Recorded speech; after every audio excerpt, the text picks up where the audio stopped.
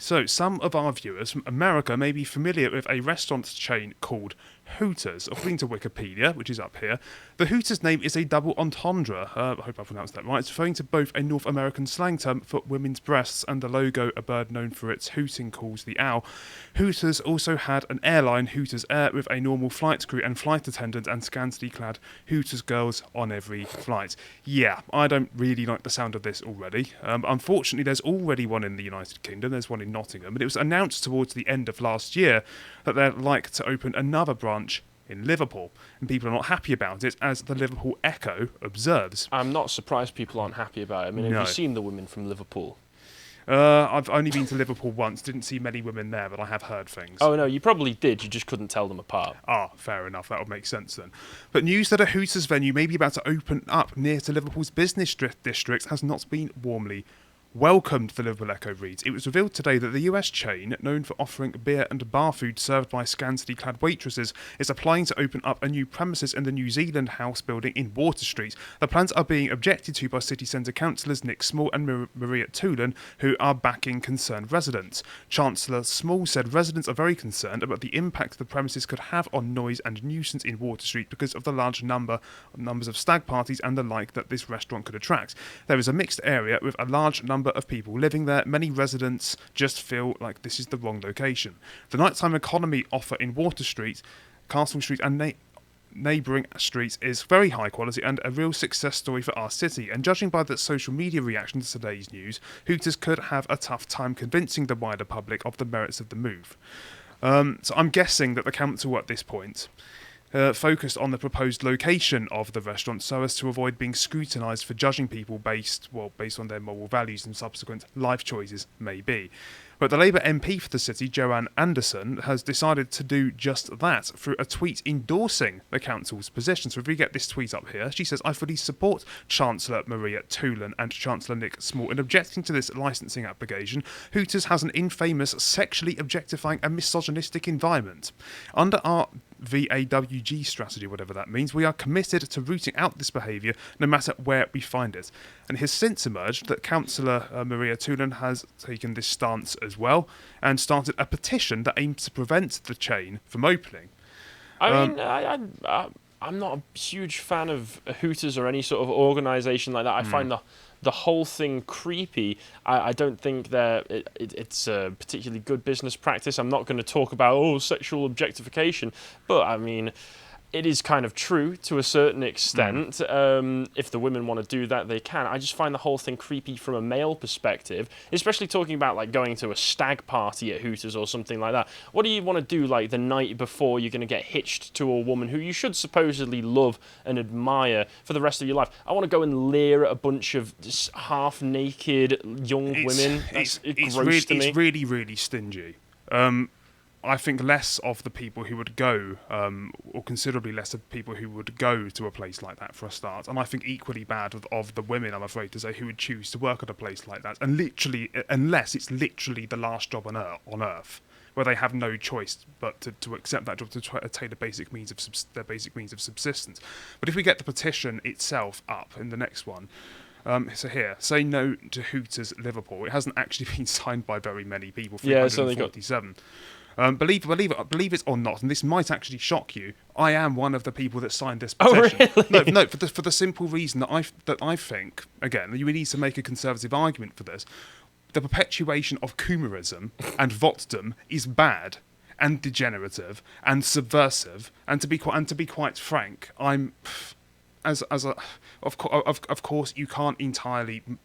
You can't base or run a country based on how you feel about something. I understand that, and I understand that some people will want to make different choices, have a very different understanding of what morality amounts to, and in order to have a truly functioning civil society to a point, you need to let, or to have a moral order, if you like. You need to let people make their choices without being coerced into doing the right thing. Well, yeah. I mean that's the thing, which is that as with any business, if there is a supply of if there's a building that you can fill up and there's a supply of women happy to let themselves be leered at like this, and there's a demand of creepy coomers who are more than happy to go in and drool all over their chicken wings, then you're going to have a business pop up like that. And I don't think moral considerations really go into a lot of these sorts of business decisions. Well, but at they the don't. same time, if you do have a significant enough population of the surrounding area saying we don't want this, then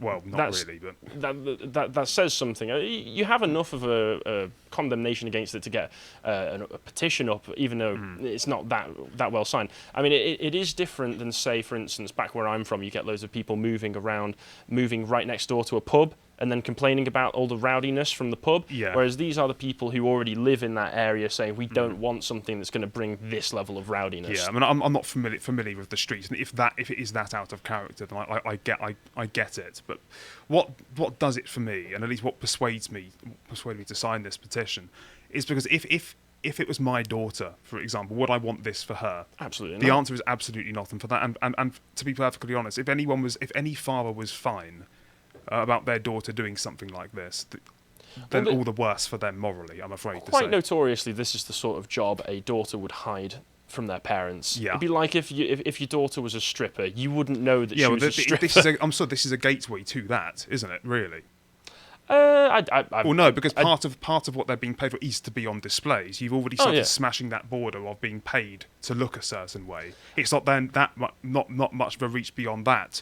So, I can see how the two could connect to one another, but I would say for a lot of women there probably still would be a line drawn between being leered at for wearing skimpy outfits and then stripping entirely. Well, the prevalence of, or shall we say, the ongoing growth of OnlyFans would suggest that actually. Yeah, you've got me there. To be fair, you've got me there. Yeah. It turns out more women than I would expect. And the stories that I have heard of women, I'm afraid to say, who literally posts those sorts of obscene images of themselves and don't think they've done anything wrong. Like something is going seriously wrong there, and this has a normalising effect. Yeah, on they that are devaluing themselves in doing so. Anyway, I will move on because there's something very, very funny about Labour's. The fact that the Labour Party has got angry about this, particularly in Liverpool, because Liverpool is a very left-leaning city, and it's because many of them are actually quite keen on decriminalising the sex industry. If we get this up here, we can see that Jeremy Corbyn was the darling of Labour's hard left. Well, here's the difference, which is that children aren't allowed in Hooters. Children aren't allowed to be employed by Hooters. So there's Labour's problem. Yeah, that's there. It's clear to be seen They're now. looking for raisins. Yeah, well, he openly said he would like to decriminalise sex work on the grounds that the illegality of it would have a knock-on effect on the sex workers themselves. Asked for his opinion on whether sex work should be decriminalised, he said, "I'm in favour of decriminalising the sex industry. I don't want people to be criminalised. I want to be in a society where we don't automatically criminalise people. Let's do things a bit differently and in a bit more civilised way." I want to pay for my whores in a far more civilised manner, thank you. Like, what is your definition of civilisation, Jeremy? Complete degeneration. He is a socialist, you must remember. Yeah, but Corbyn's position appears to chime with that of Amnesty International, which last year provoked a mixed reaction when it called for the full decriminalisation of all aspects of consensual sex work. Well, no surprises there. I would not expect anything less of Amnesty International, to be honest. Like so many, this always just comes across as quite motivated for me. I just want to be able to pay for my hookers and not be judged for it, damn it. Yeah. Anyway, to be short, whilst working at Hooters is not sex work per se, it's, of course, I've argued it's on the trajectory, but if we move on, we can actually see on Labour Hub here an article by the movement Decrim, now published by them, Labour Hub, arguing pretty much the same thing as Jeremy, discussing a proposed revision of the system to veer towards a more Nordic model where sex work is decriminalised, apparently. And as you can see, it says, while sex work is decriminalised, the risk of exploitation is much greater. That's pretty... I mean, I don't know whether to laugh or cry at that, to be quite frank. But if we actually move on to the next one, which is who they're working closely with, where you can see that there is or was an ongoing petition to refine the law to make sex work explicitly legal, which is what they're arguing here, or do argue in this video, which we will not watch. The English Collective of Prostitutes. Yeah. Yeah. So this has a place, so it seems, within the Labour movement. Communist prostitutes, for God's sake. Yeah, there's a real contradiction here, isn't there? The Labour left, or at least significant sections of it, are perfectly fine with, brothels. Mothers working from home when their children are present, but are taking issues with women out of their own choosing, wearing skimpy outfits in a restaurant, working as waitresses. There does seem to be a weird double standard here, doesn't it? Why do you think that could be? I've already outlined why I think. It's because blokes like it. Oh Maybe. my God, is that it? Mate, well, Who's that's what buying I'm the guessing. OnlyFans, Labour? Christ! I know, it's quite extraordinary. I mean, I find the idea that these women are being exploited actually quite amusing. I mean, I'm pretty sure that, as I've said, there are probably better paid job openings elsewhere. Like, I don't know, maybe try working as a waste technician, something like, or a bin woman. Well, there's no glamour in being a bin woman. Yeah, but there's more glamour in being a bin woman than there is working for bloody Hooters. Well, or at least more dignity. You I forget should say. there's much less attention given to you Yeah. if you're a bin woman. Yeah, but most of them, I would suspect, know what they're getting into. And to be honest, they probably get tipped very generously as well. And why do you think they'd get tipped very generously? Because blokes probably get drunk enough to think they have a chance. Oh, absolutely. Yes, yeah. and of course the outfits are extremely inviting. Well, I'm sorry, but it is. No, the whole thing's so ridiculous. It's ridiculous. Oh, look. Anyway, look, I'm going to stop being nasty about the potential employers. It's also bad on the men, of course, because they may have wives, and I'm sorry, but that's outright disloyal if you're going to a place like that. When you have a partner, if you think otherwise, well, that's a reflection on how far we have fallen. Like strip clubs, there is an added disingenuous incentive involved in working at a place like this, at Hooters, and I'm sorry, we have to remind ourselves how much of a vice it is to do that sort of thing for capital gain. But anyway, as it turns out, Hooters recently launched a new uniform, and this woman here decided to express how unhappy she was about it. Oh my God. Yeah. This isn't nearly skimpy enough. Yes, I know.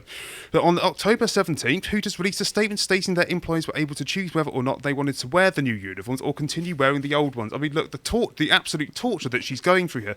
The statement reads, as we continue to listen to and update the image of Hooter girls, we are clarifying that they have the option to choose from traditional uniforms or the new ones. And of course, this picture was among many others where women... John doesn't know whether to hover over it or not. The employers decided to express their discontent at this introduction, but it very much doesn't look like she's all that unhappy about it to me. I can't tell in the still image. No, but common sense. I mean, you're doing a job to get leered at. What do you expect your outfit to be? Well, look, she's an attractive woman, right? She obviously finds, I don't know, being on gays quite empowering. A lot of the women who probably work at a place like this would find that, I don't know, you could say that's almost consistent with bourgeois feminism, isn't it? And this idea of bodily autonomy.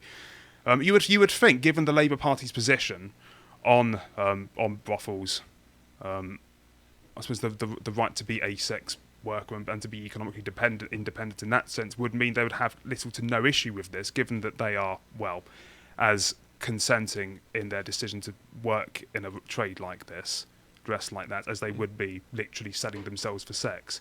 So what are they whinging about? Surely they would be supporting something like this or finding something progressive in it by their own logic. I mean, the whole thing is a gigantic contradiction. Yes, it is. But anyway, I'm going to start wrapping this up. If you are a father and this is the sort of future that you want for your daughter, then I hope she runs away from you. That's how I'm going to end. Jesus Christ! I hope your daughter leaves home. No. That's fair. No, to be fair, if you're a father advocating that your daughter should be doing this sort of stuff, good God, get child protection services involved, because I don't know what's going on there. No. I don't know if you've seen it. There have been a number of images. Do you follow OnlyFans girls posting their L's online? Of course I don't. On Twitter. I don't want to depress myself anymore. I find it hilarious. There have been a number of images that come up on it where it's like upset-looking women posting photos of their faces looking angry with the text describing how they found out that their dad was one of their subscribers on OnlyFans. I mean, Jesus Christ! What's happened? What is happening?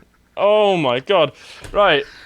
This is this next level clown world that we're in. This is next level Coomerism right there. Jesus Christ. Why am I laughing? This is so tragic. If you enjoyed that segment from the podcast, The Lotus Eaters, you can go to lotuseaters.com to get access to all the premium content we have on the site, such as the Contemplation series that Josh does, and as you can see here, this is on good leadership and what makes a good leader. But if you want to find out what else Josh is bringing out, you can always follow him on Getter at @JoshFirm. Thank you and goodbye.